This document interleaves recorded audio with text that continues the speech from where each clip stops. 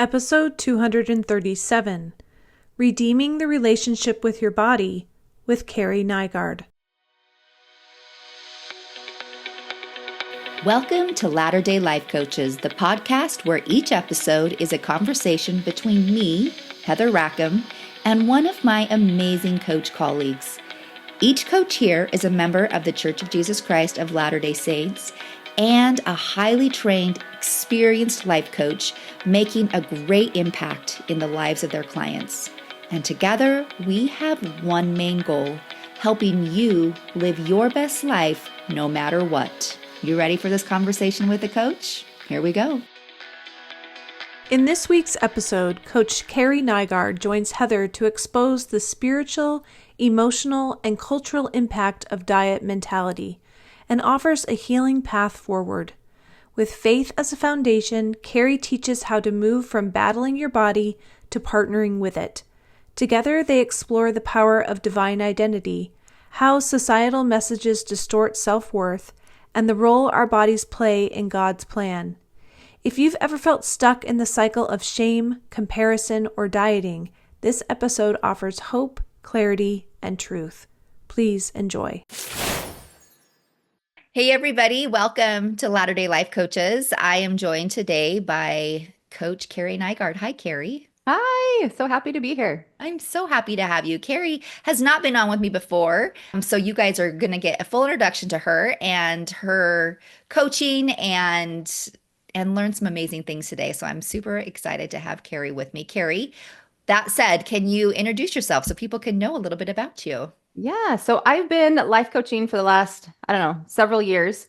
The last 3 years, or just over 3 years, I've been doing group coaching for women and focused solely in on helping women reach their health goals, not via dieting.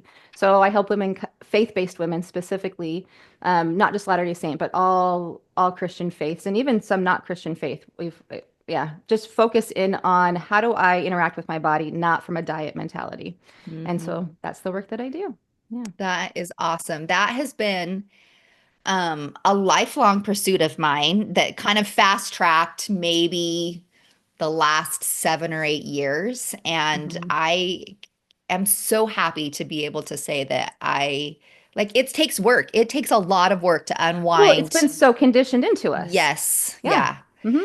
So much. And still so is, right? Like I have 3 daughters and I know you do too, actually. And it's the same for boys too, but I think I'm focused more on the girls, but the messaging it's everywhere. They're inundated with it in very subtle ways too, right? It's hidden kind of and disguised. It is, it's nuanced and it's woven all throughout society. Even things that you don't realize, like if you notice the way you compliment a little boy as opposed to a little girl, it is heavily focused in on looks oriented with the little girl as opposed to the little boy. And I'm not saying we shouldn't ever compliment looks, but it's overemphasized. There is an overemphasis on women's value being based upon her perceived beauty. Yeah. And so women think, well, in order to be valuable and acceptable and confident, I have to get close or look like this certain made up idea. And it's so distracting. It's so distorting, and it's just a pain.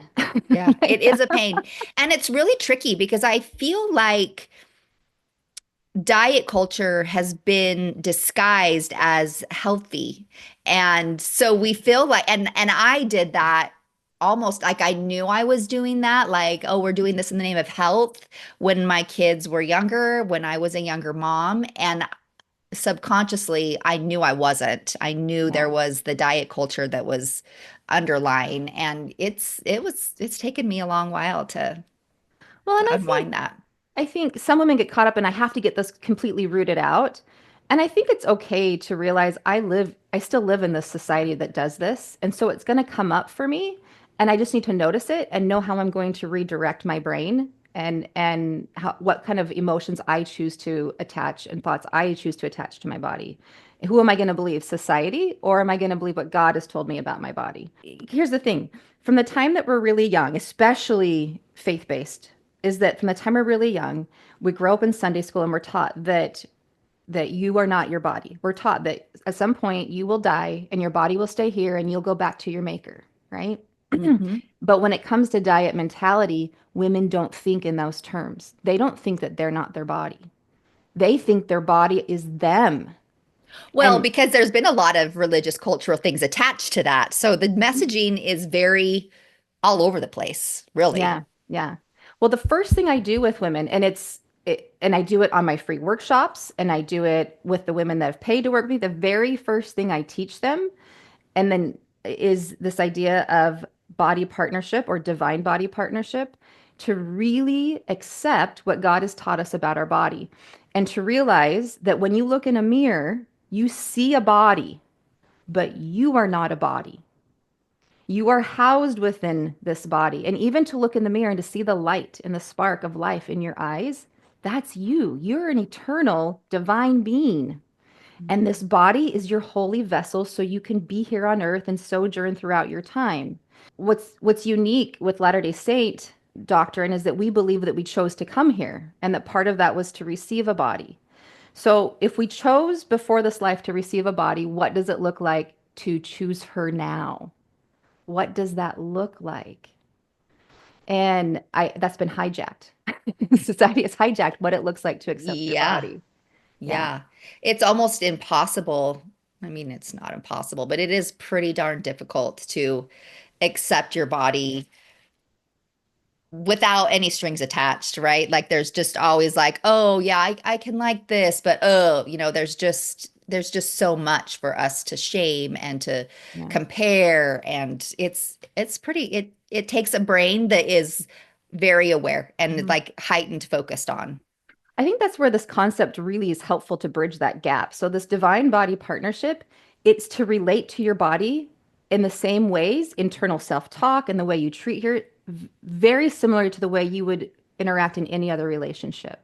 So you think of if you take diet mentality, the way that would play out in a relationship, it would be like, you're great and I appreciate you. But if you could just do these things, then I could really be all in on you. Hmm. Like that would be the very definition of toxicity, Yeah, so right? conditional, right? It's very Oh, yeah, conditional. conditional. And not only that, but women think that they can't feel settled in life until they change the way their body looks. So it's this form of body worship, this form of objectification of our own body. We would never, we would, well, maybe some people would, but those seeking healthy relationships would never do that to any other person. But diet mentality has taught us to do that in regards to our body. So, how do we relate with our body? Well, we begin to listen to her and pay attention to her and have internal self-talk with her.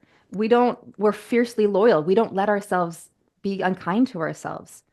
And then there's this love and this that's fostered, and it is really powerful for bridging that gap. Really powerful. Mhm. I like the phrase that you use, fiercely loyal, because I think we can Yes. all relate to that, right? Like that Yeah. mama bear has come out in every single one of us at some point in time, and we Yes. know what it feels like to be Yeah. loyal and protective. And if we Yeah. could just offer that same thing to us. Well, even think about like your best friend. I can think of Mhm. I have a couple few best friends I've had for a long, long, long time. And like I know their quirks, I know their weaknesses, but boy, I am fiercely loyal to them and I love them. And so Mhm. this apply that same concept to your body. I know she looks funny. I know that some different parts of her are kind of funky. This is how everybody's bodies are. Bodies are kind of funny in some ways and they're really strong in some ways and they're amazing in other ways and bodies have a hard time dealing. Sometimes they have diagnoses and they're doing the best they can, but our bodies show up for us every single day.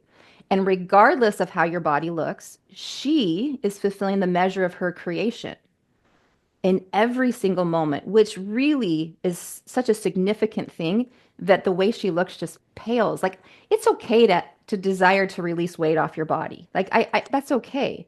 But we never do it and we never do it in the pursuit of thinking we're earning our worth or acceptance Mhm. ever. Yeah. Yeah. So, what would you say are some common myths that prevent Yeah. people, women, from Yeah. being able to accept and honor their body? So the myths that I think really show up quite a bit with the women that I've worked with, and I've worked with thousands of women now, and that's the three myths. Well, the first one would be that your ideal body looks the way society has defined an ideal body, Which is such a funny thing because I was in high school in the 90s and it was all about really emaciated look. They even called it the heroin look, like someone addicted to heroin, right? Where the Yeah. hips would stick out and we used to wear those really oversized pants that would sit right on our hips. You remember? Hmm. Anyway, it Hmm. was terrible. But it was all about like really, really bony, right? And small chested. And then now well, more in like the 2000s, she's got cake, she's got a big rear, like there's all this different changes, right? And with the women that I've worked with, and I've worked with women from 20s clear up to their 80s, it's interesting because what their thinking of ideal body has to do with the time in which they grew up, what Hmm. that standard looked like.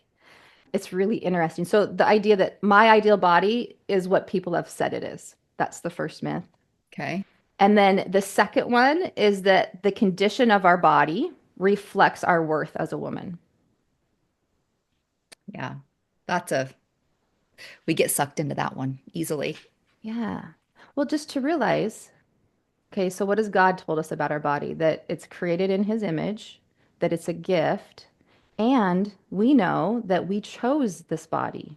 What does it look like to choose her? Just like to choose a spouse, like sickness, health, like, right, you're going to be with them through thick and thin. What does it look like to reciprocate that with your body and to show up for your body that way and to realize she's showing up for you day Mhm. in and day out, regardless of the abuse that diet mentality has taught you to heap upon her? Yeah. And then the third one is this idea that our body's working against us. Like it, how many times have you heard a woman be like, my body has it out for me. It just won't release this weight. I've been trying to get the last 10 pounds and if I could just release it, then I could finally feel enough, acceptable, confident, cute, all those things. Hmm. All of those emotions are in internal jobs. Yes. I mean, we can see people of all different shapes and sizes that feel those emotions. It has nothing to do with the external. It's only when we buy into this idea that it's supposed to look that way, and the closer I get to that, the better I get to feel. And if my body won't comply, I'm in a battle with it. I'm in a struggle with it. So now you are in a state of self-rejection between you and your body. Hmm. Yeah. So what would you say, like, rather than battling with your body, what does that look like? Because I think for most of us, that's all we know is how to battle. Yeah. So what does partnering with your body look like rather than battling with it? Well, first you need to realize and conceive, at least in part, and I take women through different exercises so they can see it, Hmm. to conceive that I am not a body, but where am I? And where is my eternal being? And to perceive of that is really important. And most women have quite a shifting experience with going through that process to distinguish this is a body, this is my body, but it's not me. And at Hmm. some point, my body will die, or we will die, right? My body will stay here. I'll return to my maker. And then we believe in a resurrection as well. So we'll choose our body again, right? Hmm. But I chose her before and I choose her now. Therefore, I'm going to listen to her. What's my body saying? Is she hungry? Is she tired? People say, what's your internal wisdom say? And I have found, I mean, it's kind of an elusive concept, or it can feel like an elusive concept. But when you listen to your body, it really settles down those survival instincts of your brain that cause you to ruminate about food choices or about what you. When you listen to your body, it really settles that down. It brings a sense of safety and it brings clarity. So, how do we know what to eat, when to eat, how much to eat? Well, let's pay attention because we've been neglecting this body. We've been outsourcing to all these other people about meal plans, about macros, about calorie counting, about point, all the things that are out It's there. exhausting. Yeah, and I don't want to say that we should never do those things, that they're terrible, Hmm. but they're not helpful when you've Yeah. been steeped in diet mentality. They are not helpful. Yeah. And so, what does she say? What actually feels good for me? And even just on one of my, there's a woman that's in my program right now. She emailed me and she says, I've been drinking so much water because everyone's like, you got to drink a gallon of water. And I had said, hey, have you paid attention to what your body's telling you about how much water you need? Like, do you feel like you need to keep drinking water? Do you like? what does your urine look like? Have we consulted and looked at our body? And she realized I've been drinking so much water, thinking I was supposed to do it. And as I've been paying attention, she says, I realized I don't need about a third of the amount of water I've been drinking. And she's just paying attention. And at first, that takes concerted effort, but then it becomes just second nature. Mhm. And it feels good. When you Yeah. diet, the journey gets harder as you go because it's that restriction. But coming at it from this standpoint, the whole journey feels good. And this destination, whenever you get there, you're like, oh, okay, well, it doesn't mean what you think it would mean. Right. Yeah. Right. There's a level of trust that you have to increase or grow or even develop, because some people Yeah. haven't even developed that, but like you have to learn to trust yourself. And Yeah. that's really hard because, to your point, like we've outsourced it for so long. We like, if I Yeah. count this or if I just do what this person tells me to do, it should, I should be able to look the way that I want. And really, when we can come to trust ourselves and accept that maybe there is a way my body is wanting to look, or is designed to look, and Yeah. I trust myself to live that way, it's very empowering. But Mhm. I don't know, there's peace there. Well, and I would say that peace also comes for women in honoring that feminine part of us. Because if you think about diet mentality and the way it's structured and diets, they're very masculine. It's counting, it's measuring, it's planning. It's very masculine in its approach. And women are feminine. And so when we are trying to add value to a feminine body through masculine means, it's going to feel cruddy. It's not going to Yeah, feel that's a good great. point. Yeah. Yeah. To tap into that intuition and that nurturing part is going to get you a lot further when it comes to a Mhm. female body. Mhm. So, what ways would you say that diet mentality conflicts with our divine nature? And I think that does kind of go a little bit with, that feminine and masculine, because there is something divine in that. But do you see other ways that it conflicts? Well, I think, well, the way it shows up for me and the clients is that when we're steeped in diet mentality, it takes a great deal of our mental power and our focus away from other things that allow us to grow and expand and bless others' lives. Mhm. So when you're distracted or having a bad day because you stepped on the scale and didn't say what you wanted to say, by your opportunity cost is great. So this distraction piece away from your greater purpose. I mean, how much of our brain uh, efforts, energy has gone into trying to change our body like over the years? Yeah. Immense, immense. And I'm not saying that our health should not take a portion of it, but addressing caring for our bodies from this loving place as opposed to this diet mentality. I need to get my body to be a certain way so I can feel right in the world. Very toxic type feeling has an erosive effect on our spirit, and it distracts us from bigger, greater, more purposeful things. Mhm. I Yeah. will say that that is one of the greatest things that I noticed in my life, and is actually what drove me to finally get some help and to start working with some Yeah. people to help me, because I was noticing that there was just so much brain capacity that was being directed to that. And I Hmm. knew that there was so much more that I was capable Yeah. of. Did it show up like brain chatter? A lot of brain chatter? Like how did it show up for you? It was just like constant thinking about, like it's just I would try to think on something else, and then I would be like back to shaming myself, or like Yeah. I would, I couldn't think about a project that I wanted to do because it was like, oh, I'm hungry, but oh, I can't eat. So it was just like, Yeah. it was all over the place, I feel Yeah. like. When, because I had dieted from the time that I was about 12, 13, but I Hmm. remember as young as like 8 or 9, thinking there was something wrong that I needed to fix about my body or hide about my body. Yeah, me too. And this is really common actually. So I don't find it by any coincidence that right at the period of time when a girl is to develop into her femininity and greatly into her divine capacity of procreation, right? There's this reproductive part, this growing part that right as we're starting to enter into that period of time, that's also the time when we learn from society that we should start to battle with our body. Mm. I mean, I just think if you were in war with someone, if you could get them to destroy themselves from within, right? Then that would be the ideal. And I think diet mentality is a tool that the adversary uses to get women to be in battles with themselves, to, in Mhm. many ways, destroy us from within. We're Yeah. just completely distracted. Yeah. Yeah. It greatly felt like a battle for me in my Yeah. brain, Me right? It too. just Yeah. constant.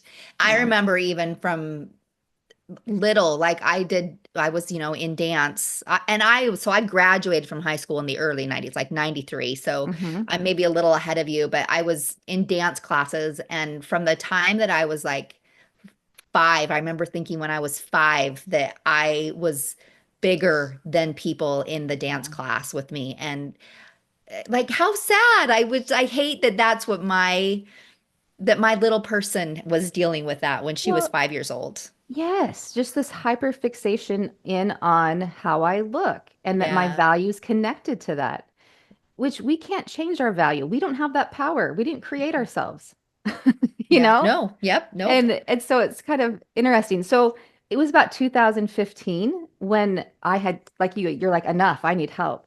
So I had lost the baby weight for the fifth time, and I've been yo-yoing for years and years and years. And I had gotten to where I was like, I'm air quoting, supposed to be, but I was literally plagued from the moment that I woke up to the moment I went to bed. What did I eat? What can't I eat? And if I, oh, there's that thing. If I can't resist eating that, what am I going to have to do to like rectify that? And my brain was so hyper focused in on food that it felt like a burden.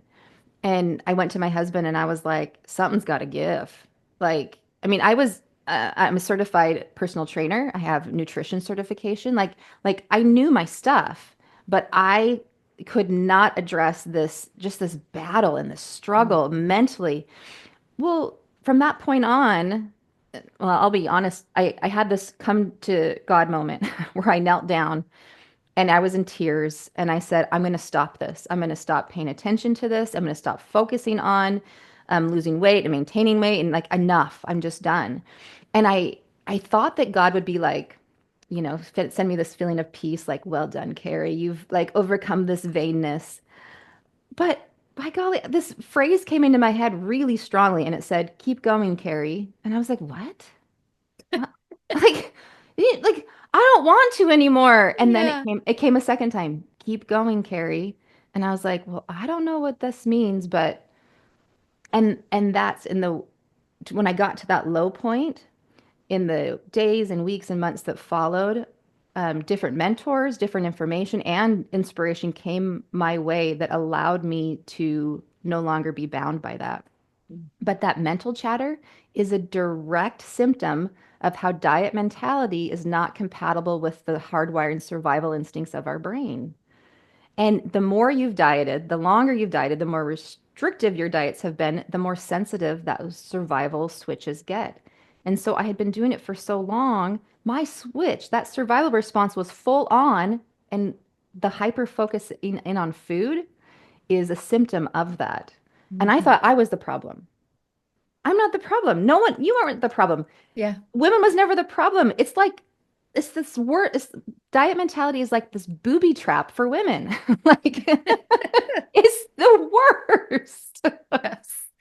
I agree. Mhm. One of the things that I learned from this journey is that there are so many things that we are capable of doing on our own, right? Like the coaching tools, the things that you teach, the things that, coaches teach in general, therapists or whatever, they teach tools that make it possible for us to kind of work our way through things on our own. Mhm. But when I partnered with my heavenly parents, it was a whole different level. Like I remember Yes. having this direct experience because like you, I'd pray and pray and I felt like I wasn't overcoming, but I was being guided. I was being Mhm. led to find things. And then I was given an experience where it was like for one brief second, I just felt like it was like, okay, I'm going to give you this gift so that you can know what's possible. And it was like my brain just was quiet for just a minute.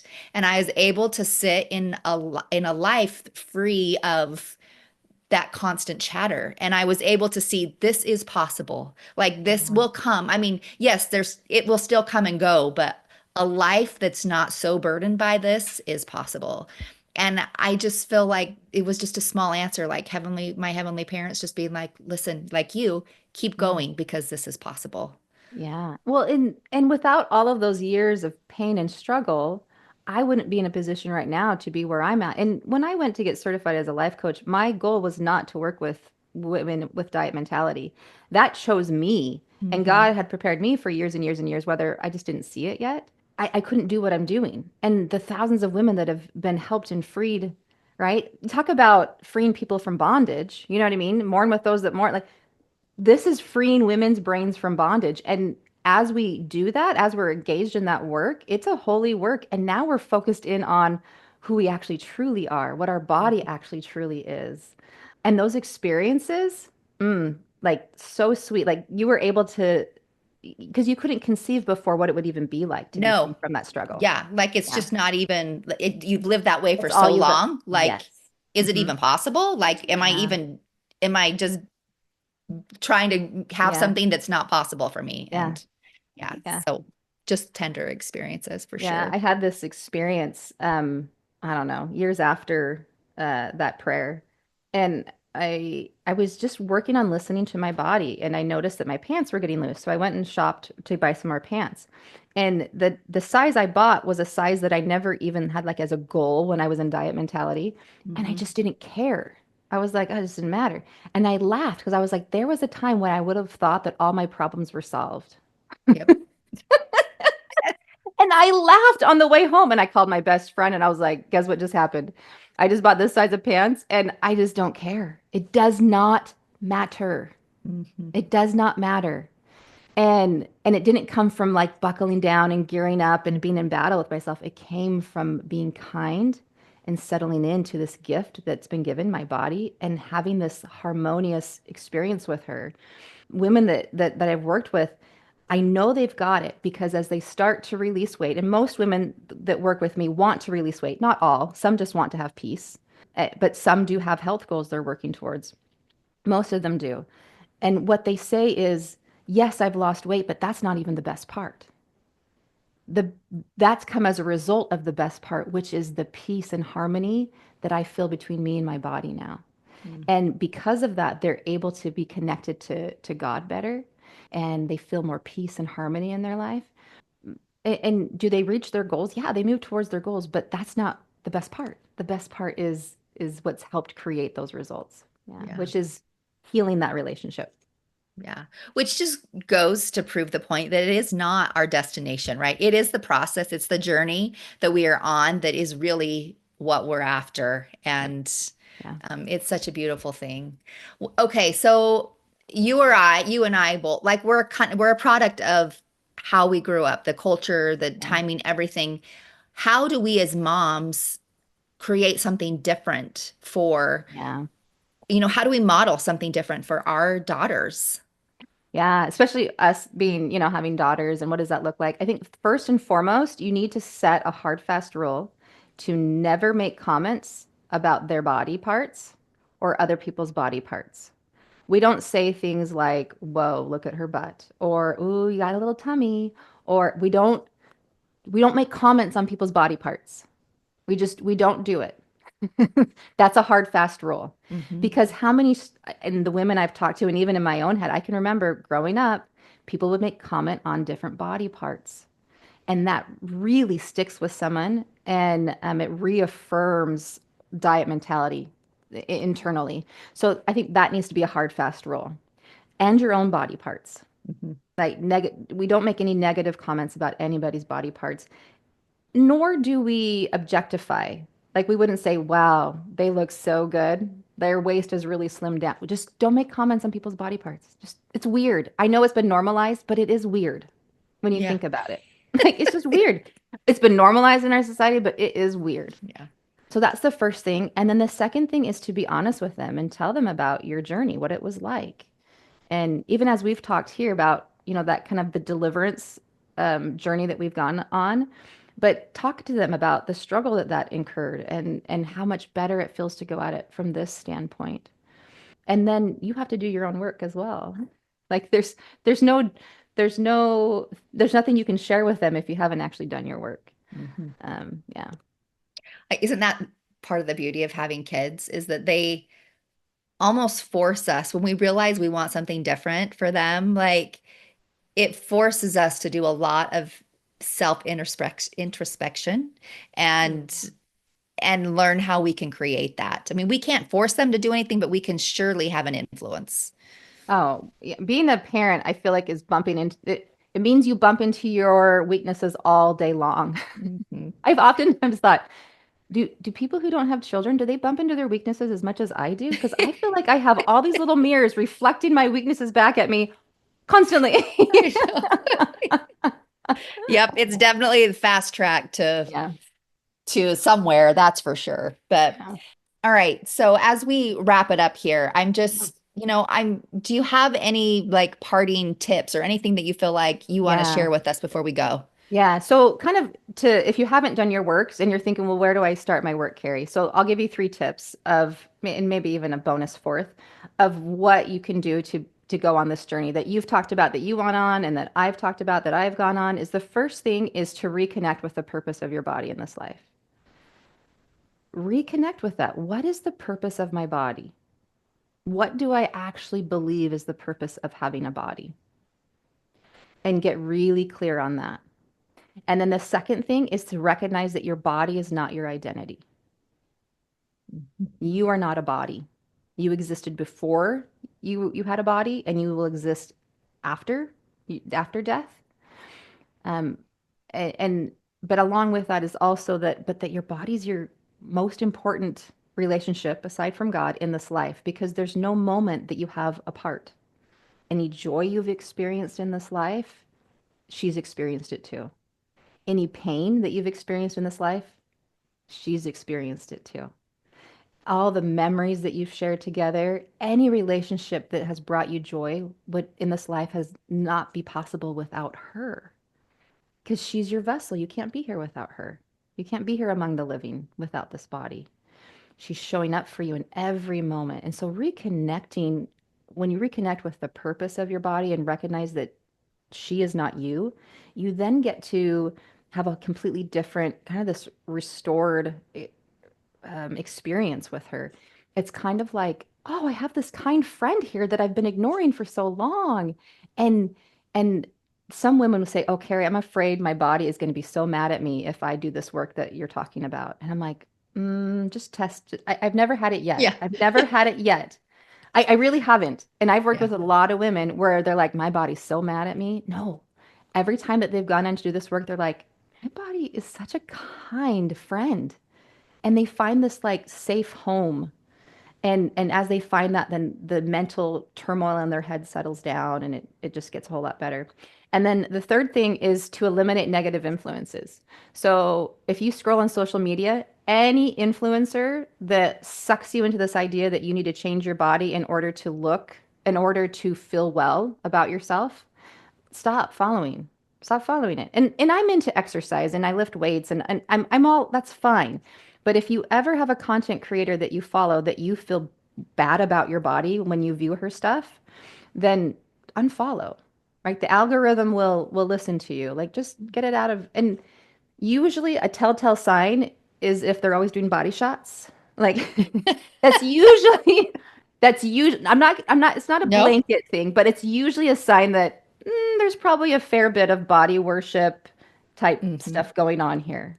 Hmm. Objectifying body going on here.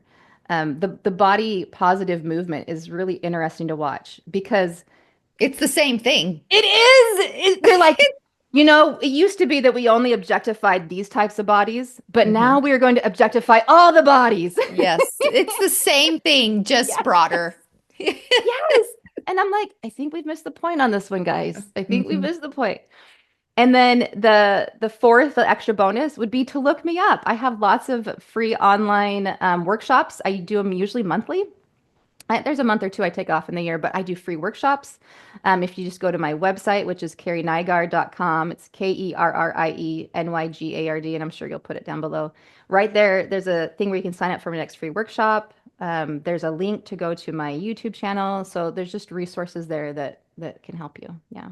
Awesome. Kerrie, thank you so much. I Oh, feel like I've just been visiting with an old friend. It's hard actually there's not a lot of safe places, I feel like, to have this sort of conversation because a lot of people still, I don't know. It's just sometimes it's hard for people to hear and to be able to understand. They're like, what? What do you mean? Like, what do you mean I don't have to think that way? What do you mean that that's not really how bodies have to lie? It's a new place to think. They don't even conceive of it. Yeah. Yeah. So Yep. anyway, I love to be able to chat with somebody who it can relate to my experience in some way. So Yeah. I Well, and appreciate there's it. so many women out there with the same experience. Yes, So many. absolutely. Yep. And I hope there'll be a lot more. It takes this experience of growth. That's the experience I'm talking about now, right? The path to freedom. I hope more and more people can That experience that. healing is such a gift. Yeah. And it is such a gift. Like God does turn all things for our good when we allow him to. Yeah. Absolutely. Well, thank you. Thanks for being Yeah. here. Thank And thank you. you to our listeners. And we hope you will join us again next time for another great episode of Latter-day Life Coaches. Thanks, Kerrie. Hey, we just wanted to thank you for spending part of your day here with us at Latter-day Life Coaches and being part of this conversation. Share this with your friends so that you can have a conversation with them on this topic as well. And as always, subscribe so you don't miss a single episode. Have a good one, my friends.